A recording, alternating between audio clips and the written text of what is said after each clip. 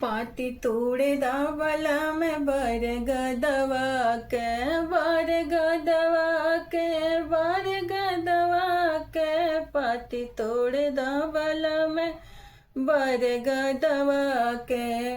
पहिली पठौनी ससुर मोरे आइले पहिली पठौनी ससुर मोरे आइले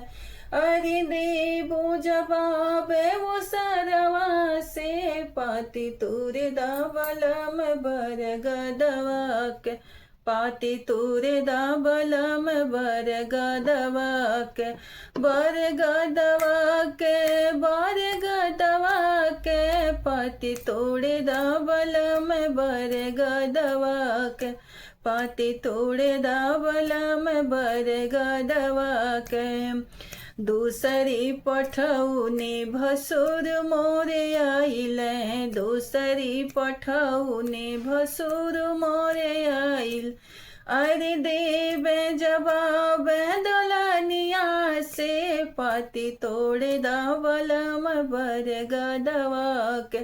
पाती तोड़े दावलम बर गदवा के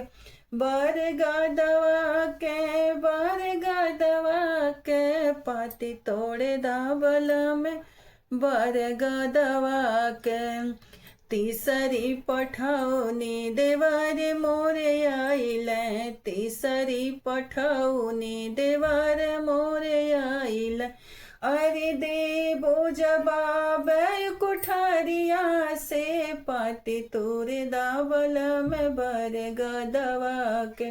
पाती तोरे दावलम बर गदवा के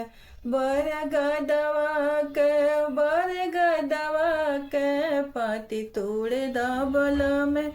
बर गदवा